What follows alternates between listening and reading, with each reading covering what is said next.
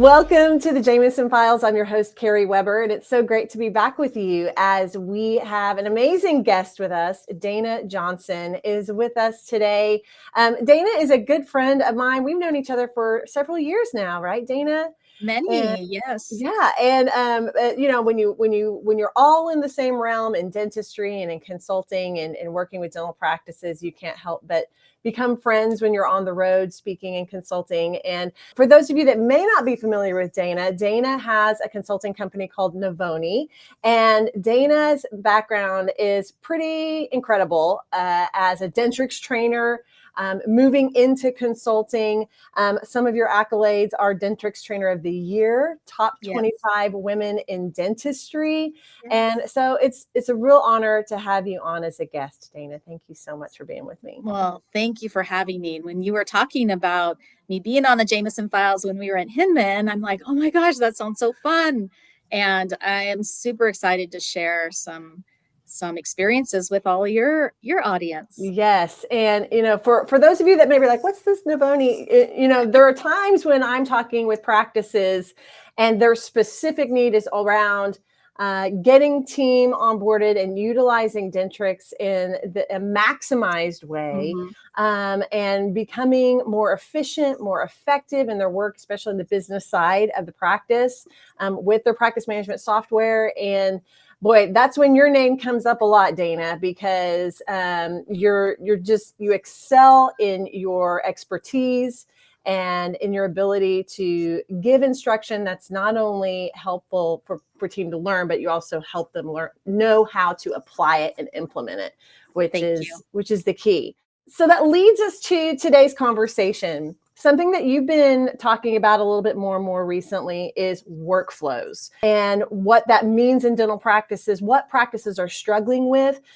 So as we step into that conversation, which I'm actually really excited about, I'd love to hear what's led to this element of what you're instructing and teaching practices. What is it that you're finding in the dental practices today that has really put an emphasis on helping them build out workflows in the practice?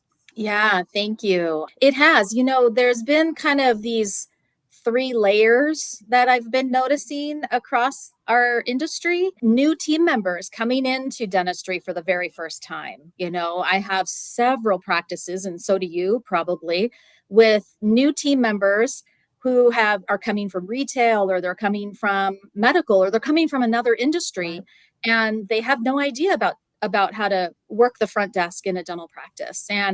And so a lot of times what happens is you hire this new team member and you kind of throw them out to the sharks, and with no training, no onboarding. And they're like, what do I do? So these new team members are really looking for help. They're looking for onboarding. They're looking for training. And that's kind of the first layer I'm seeing a lot of.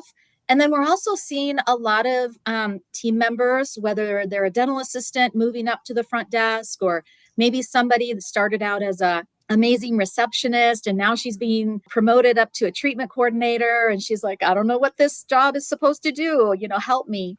And then the third layer I'm seeing is a lot of doctors reaching out to me and really wanting to be more involved with, what should my team be doing every day, every week, every month? I have no idea. I'm in the back treating patients, but I really want to have a more hands-on approach. And so I've been having a lot of doctors reach out to me and saying, what should the daily, weekly, monthly workflow even look like? It's been really, really great. And because I can help with all of that. So it's been really fun. I'm curious, when you go into conversations about workflows, are there some specific ones that you see the most frequently non-existent in a practice? Or, I always talk about when there's a lack of intentionality, a lack of process, typically how that shows up in practices that are lacking systems, processes, workflows is chaos. Yes. Or a lot of people throwing their own past experiences into the pot and just hoping it all works out, right? Yeah. Where do you see it show up the most in the work that you do, a little bit of that accidental workflow or lack of workflows, so to speak? Yeah, I really see it showing up with, a lot of frustration, a lot of feeling overwhelmed, stretched. I feel like what you said, a lot of people are reverting back to their old way. Like, Mhm. this is how I used to do it. I'm just going to go back to this way. I'm going to pull out my 3-ring binder and start writing down patient names because I don't know how to do it in the software. And so I'm just going to go backwards. But then, I find that they're spending enormous amount of time, because anytime you have that manual system, it takes 3 times longer to do it. So team members are getting to the end of the day and they're like, I worked 8 hours today and I don't feel like I got anything done. Or they're getting home late to their families, and then they get home and they're frustrated. And so Mhm. I feel like team members are just kind of at their wits' end, like, I don't know what to do. And so then Yeah. they leave Mhm. because they don't know what else to do, and they're not getting the training and support that they really are asking for. Yes. And 2 out of the 3 main areas that you're seeing these requests or needs for workflow training and clarification are in that onboarding process, either Yes. hiring a brand new employee or bringing a person that's on the team but into a completely new role, which still demands Hmm. training on as if you're onboarding them into as a new employee, because they're entering into a whole new realm of the practice. Exactly. And Exactly.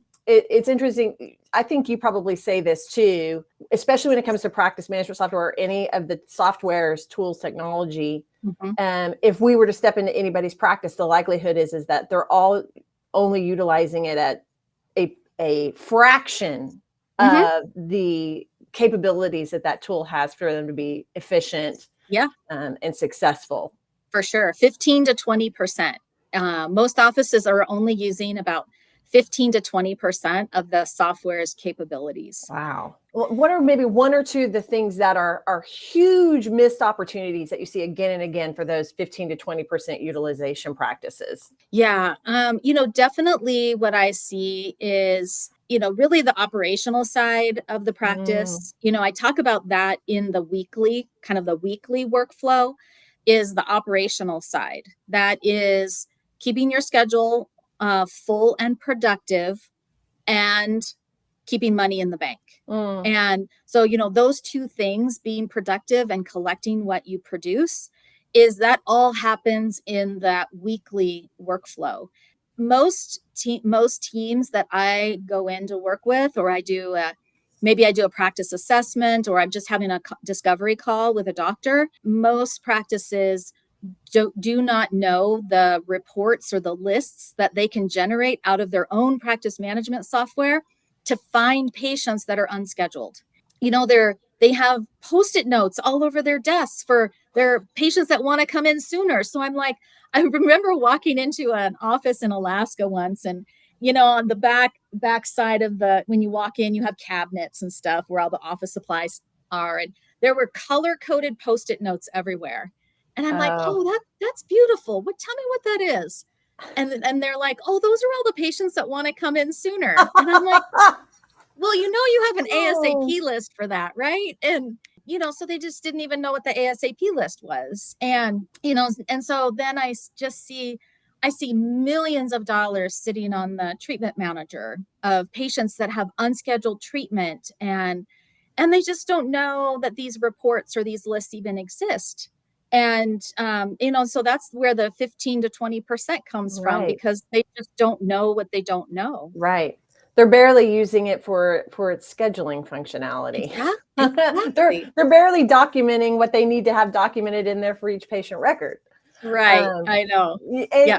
I think that's something else that I thought about when you were talking about the chaos and the stress and the overwhelm. So many practices are living almost in a little bit of a digital purgatory. They want to go paperless, or they want to be more digital. They want to maximize the tool, but like you said, they get overwhelmed and they revert back to those old habits, and so they're Mhm. often doing both. So Yes. the inefficiencies Yes. of double work, because they're like, Yes. well, I put it in the computer, but then I write it down over I here so that we have easier. And we're like, why are you doing it twice? I know. And I go, redundancy will kill you. you know? Oh, that's good.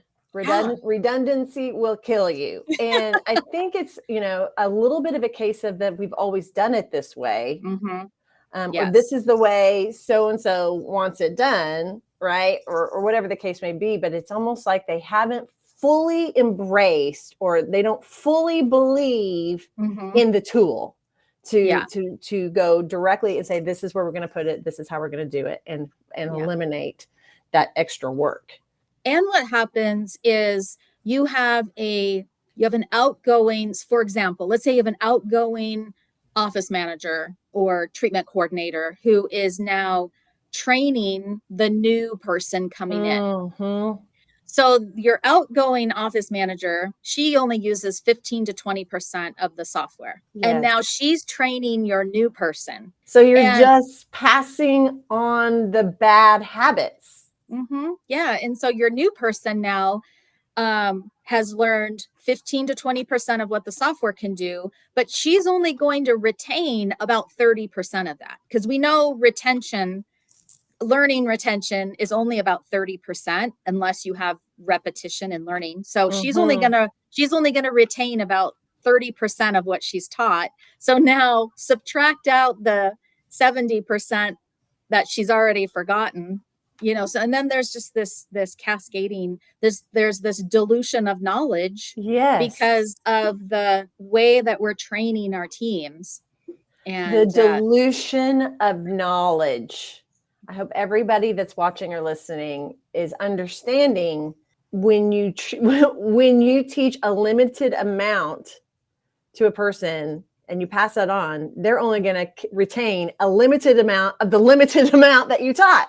exactly. And And that's what's happening yeah, in our industry. And it's been happening for a long time, but yes, I think we're really starting to notice it now because of the high turnover that we're yes. seeing. Because I've been really kind of immersing myself in these studies, and I read a study from this HR magazine company outside of dentistry. It wasn't a dental study; it was a general HR study across businesses. And 40% of team members will leave within the first 90 days without proper training and team development. Hmm. And so, yeah, you're going to lose 40% of your team within the Hmm. first 90 days if you don't train them. I think it is one of the most commonly overlooked pieces of practice success. Yeah. You and I both lecture across the country, and I ask this question quite often Yeah. to audiences. How many of you would confidently raise your hand? Yes. When I ask you, do you have a clear and intentional training and onboarding process for new employees into your practice? Yeah. Rarely do people raise their hands. Right. And because they recognize they either were onboarded, more, thrown into the fire, which is, the cliff effect of Yes. onboarding team members. We've been without this position for so long. We're just so stinking glad to have a warm body in the seat. And I if they know. said they had dental experience on their resume, great. We don't have to teach them anything. But we both know that that's not true if you want to Right. keep any kind of consistency and cohesiveness in your systems, in your practice. Exactly. So, Exactly. so when you talk about workflows, you said the weekly workflows Yeah. that some of those operations pieces are part of. Tell me a little bit more about specific workflows you want practices giving attention to. So if we kind of back up a little and we start with the daily, I mean, every day, every single day, there's four things that I teach my teams. And the daily routine, I think about it as like the accounting process. This is what you need to do every day so that like none of the production or collections is missed. Mm-hmm. Um, and so the first thing is balance your day. I'm even shocked at how many people don't run a day sheet every day. Right. Balance every procedure. Is it in the clinical note? Is it assigned to the right provider? Did you post all the payments correctly to the right provider? What does the adjustments look like? So someone on the team, and sometimes you can delegate the day sheet. It's called the day sheet in Dentrix. It could be something different in your software. Maybe you delegate the hygienist has their own day sheet they have to do every day and sign off on it, and so the day sheet is number one. Within 24 hours of the data service, you have a balanced day sheet. Mm-hmm. And then as soon as you have a balanced day sheet, you can send your e-claims. And e-claims, electronic claims, go out within 24 hours of the data service. Mm-hmm. Period. Mm-hmm. And, a lot of team members are saying, well, I have to wait for my doctor to get the clinical notes done. And I'm like, well, then doctors that are listening, get your clinical notes done, because Yes. you are not going to get paid for that crown or that implant placement until your clinical note is done, because that Yes. clinical note has to be attached to the claim. So if you're sitting on your clinical notes for a week, Right. that's a week longer that money's not sitting in your bank account. Well, and let's face it, how many of us are fresh on the memory train a week after we did something? Right. We've all said that to ourselves. We have some notes jotted down over here. And we're like, oh, I'll put this in the system in a few days. And then we get to that point, we're like, what did I mean by this? Yeah. Yeah. What was happening here? I mean, how many patients know. does that doctor see between this Monday and next Monday? Mm-hmm. And so we're playing a little bit of roulette there of Yeah. hoping that we're going to be as specific and clear as we need to be. And if you're dependent upon that documentation for anything with if you're in insurance networks, I mean, those are key for you. For sure. And, if you have good templates, Mm-hmm. there's no reason why that clinical note can't be completed, at least the bones of the note. I mean, you may have to like put some flesh on the bones later, but the bones of the note should be completed before you walk your patient up to the front desk. I mean, it's just, if you have good clinical notes, there's no reason why that can't happen. So Dayna, you make it sound so simple. Well, you make it sound so simple. So why does it not get done? Exactly. I have no clue, because, you're like, that's why I'm in business. It is simple. It is simple. But I think that people, you just get the excuses that we're busy. We don't have time. I'll do it later. And a lot of it's about time management. Absolutely. Time management. And to your point, I think the overwhelm, Mm-hmm. when you don't have systems in place, when you don't have set workflows, you're inconsistent. Yes. So yeah. And then a lot of times when you don't have systems and processes, you have to kind of think about, okay, what do I need to do next? Okay. Yes. How do I do that again? But when you're consistent and you're doing things the same every day, you do these 4 things every single day, you get pretty darn good at it. Yes. You become a master at something when you do something every single day consistently. Yes.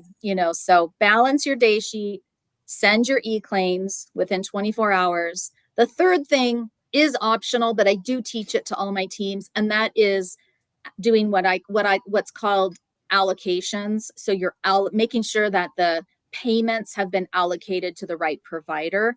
And there's a system inside of Dentrix that makes it really easy to do that. I always say that's optional because not every office does that, but it's part of my 4 things. And then the 4th thing that happens every single day is we generate billing statements every day. And some people look at me like, what? We only do statements once a month.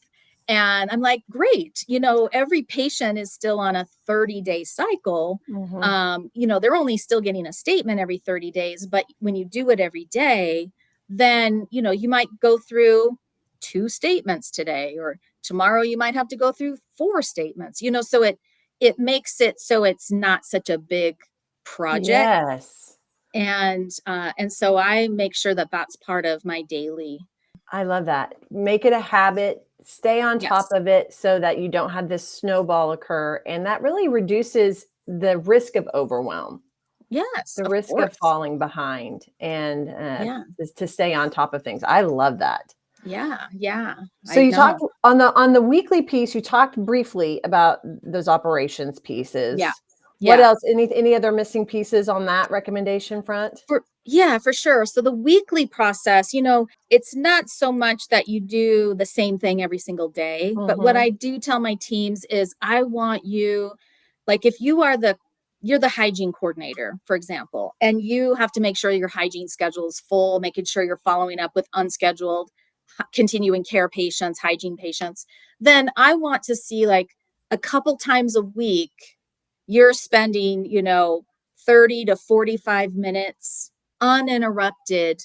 I call it off the floor time. Mm. I want that team member off the front line, off the front desk, in a back room on a phone or doing texting or something where they're just focusing on reaching out to unscheduled hygiene patients. Because a lot of times what I see happen is we rely so much on our automations, we forget that patients ignore our automations. And, Yes. so we have to actually, maybe we have to pick up the phone old school and call a patient or something. So I really want my team members to get some of that off the floor time, because I can guarantee you, if you spend 30 to 45 minutes of uninterrupted time, you will get more done during that time than, trying to just connect with patients while patients are checking in and checking out and the phones are ringing and all of that. So Yes.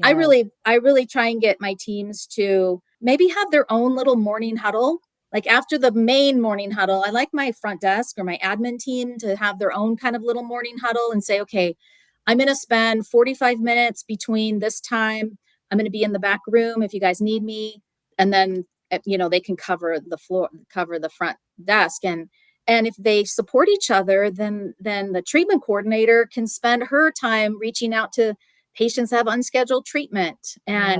And I'd like to see that a couple times a week, Mm-hmm. when they see that there are some times in the day that might be a little bit more quiet, where you're not having 10 people at the front desk all at the Right. same time. So a couple times a week, that's like the weekly. That's Mhm. keeping your schedule full, following up with unscheduled patients. And then the second piece of the weekly routine is for the financial coordinator. Weekly, you have to reach out to patients that have overdue account balances and, where are your insurance payments, those overdue claims. And maybe, weekly you have to check and see, am I sending anybody to collection this week? Yes. Do I have to send any letters out this week? So that's all part of that weekly routine where you have to fit those tasks in throughout the week. You might not be doing the same thing every day, but during the week you have to fill up Yes. that time. Taking that time to really have that focus time to work on the business. Yes. And I love the recommendation of a secondary huddle Yeah. to really orchestrate the day and make sure that everybody on the business team is supporting each other and filling Yes. in where necessary so that work, that really important work, can get done. So Of course. I Yeah. love And that, and Dayna. and every team that I've worked with that really allows each other to get some of that off the floor time, they really treasure that because it Yes. really lets them focus and not be interrupted. They really cherish that time for Yes, I mean, sure. it's really challenging if you're trying to do that kind of work Hmm. at the front desk with the comings and the goings and the phone and the patients and the team members. The Yes. Yeah. the the ability to truly focus and to do things efficiently and effectively are Hmm. extremely challenging. So it's For such a great sure. Yeah. recommendation. Yeah. So tell me a little briefly about the monthly piece. I know that you talk about monthly workflow. So any Mhm. missing big pieces of that you would recommend practices take a look at? Monthly is definitely looking at your trends, because we have these systems and processes that we are doing. Numbers tell a story. Numbers tell us if our systems are really working, where we get to celebrate, so every month we get to look at our numbers and see, are we celebrating, or are there maybe things in our systems that we might need to tweak a little bit, so monthly is really looking at trends. We're looking at practice numbers. We're making sure that our, month end, if we have to run a month end, quote month end, Mhm. is it running on time and things are happening there. And, so for example, I have like hygiene coordinators or the team member that is kind of accountable to the hygiene schedule. I would want her to be keeping her eye on the patient retention number, Mhm. because that's going to tell her if patients are coming in regularly, staying on track. It'll show our doctors if patients are leaving the practice and we might not know it. Right. The financial coordinator is going to be wanting to look at her accounts receivable numbers. Are they going up? Are they going down?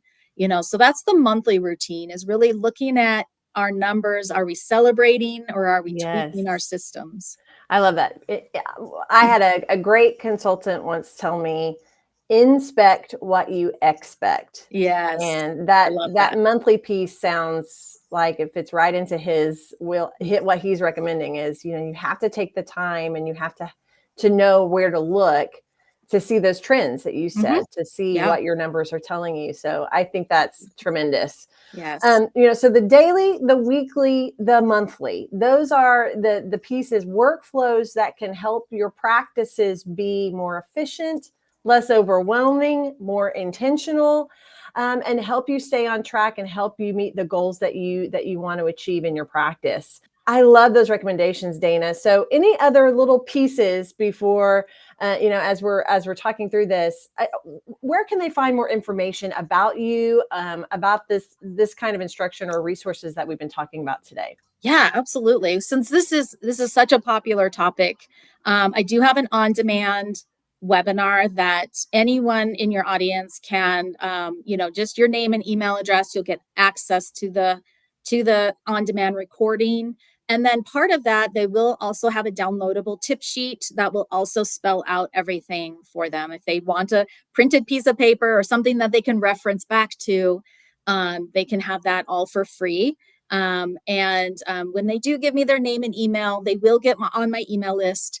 I do a podcast, so I also have a podcast that you were on, and so they'll get my podcast, and they'll get my monthly newsletter. And if they ever want to unsubscribe, no worries. But they can have that free on-demand webinar and that downloadable tip sheet that will go through everything that we just talked about today.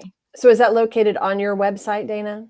So I'll give you a link to that. Okay, great. It will be, by the time this podcast goes live, it will be on demand. I'm doing this webinar actually live this Oh, week. So by the wonderful. time this podcast Yes. goes live, it'll be on demand. Okay, great. And so I'll have the link available for you and your Okay. audience, and they can just watch it anytime they want. That'd be wonderful. Thank Yeah. you, Dayna.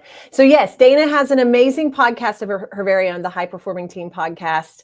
I highly recommend it, not just because I was a guest, but because she really has tremendous guests and does some great instructional episodes as well. As you can see, Dayna is so full of insights and valuable information to help get your team on track.